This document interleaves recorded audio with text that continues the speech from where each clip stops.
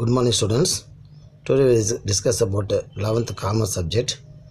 We continue the same chapter, that is retailing, and the topic is chain store or multiple shops. It is one of the large scale fixed retail shop. A number of identical retail shop with a similar appearance normally deal a standardized and branded consumer products established in different localities, owned and operated by manufacturers or intermediaries, are called as chain store or multiple shops. So it is one of the shop, similar shops opened in different places in the residential area, and product will be also a branded and standardized product will be supplied, although all the multiple shops. So a number of identical retail shops and a similar appearance will be established in different areas called as a chain store or multiple shops. Next, features of multiple shops. That is, first point is location. These shops are located in fairly population localities where sufficient number of customers can be approached.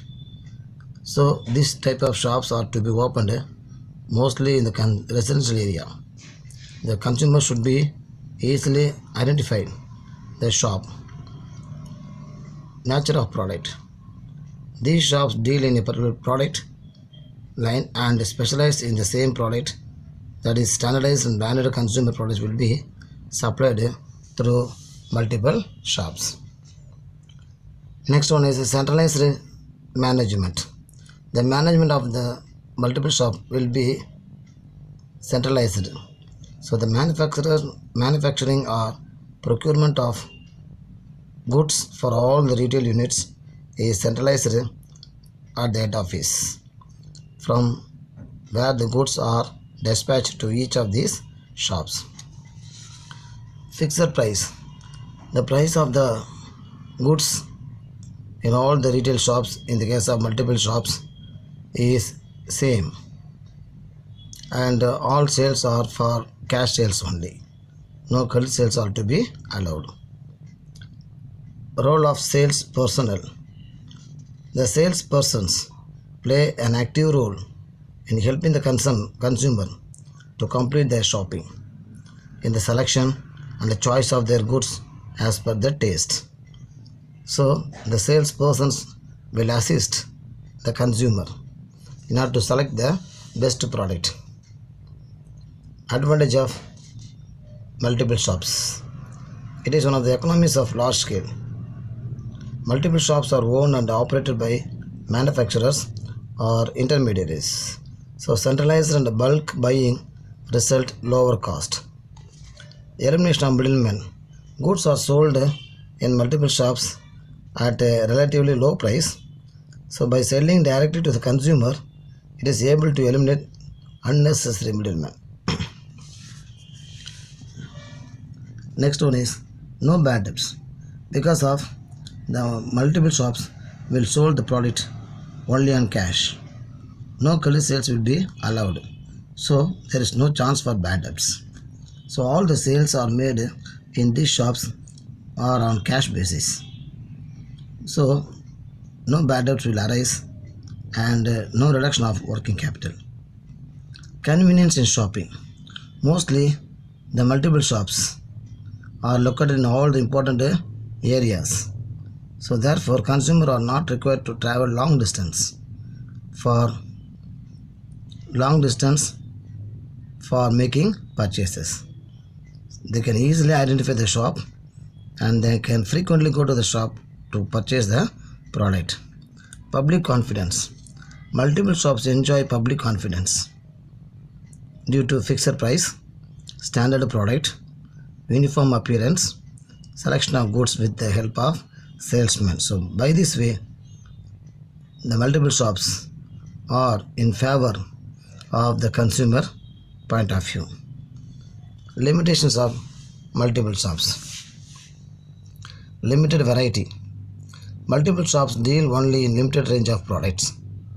Because of mostly in the multiple shops, they will select one line or few line of product almost in all the similar shops. So they can have only a limited range of a product. Absence of service. Customers do not get credit, home delivery and other facilities. Because the multiple shops are sold goods are only on cash basis. So there is no chance for purchasing the product by the consumer on credit basis. Lack of personal touch.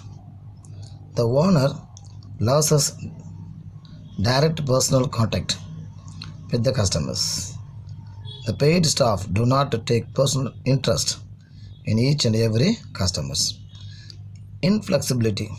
All the branches centrally controlled and uniform policies are adopted for all the shops. So there is no individual rights in order to make some alteration in the product.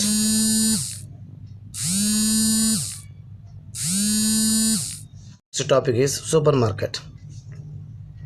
A supermarket is a large retail store selling a wide variety of consumer goods on the basis of low price appeal, wide variety and assortment, self-service and heavy emphasis on merchandising appeal. The goods traded are generally food products and other low priced branded and widely used consumer products such as grocery, utensils, clothes, etc. So the supermarket will be one of the large scale retail shop and it will sold almost low price and also normal price product to the consumers for all class of people. There are some important features of superstore. Supermarket are generally situated at a main shopping center. The goods kept on rack with a clearly labeled price and a quality tag in such a store. The customer move into the store to pick up goods for their requirements, bring them to the cash counter, make payment and take home delivery. So it is very easy for the consumer. They will select their own product because of in the superstore all the product which are to be well packed and labeled the prices. So they can find out the product easily without the help of the salesperson, and they move after selecting all the product. They can move to the cash counter and make a bill for the product. The goods are sold on cash basis, so no credit sales will be allowed in the superstore.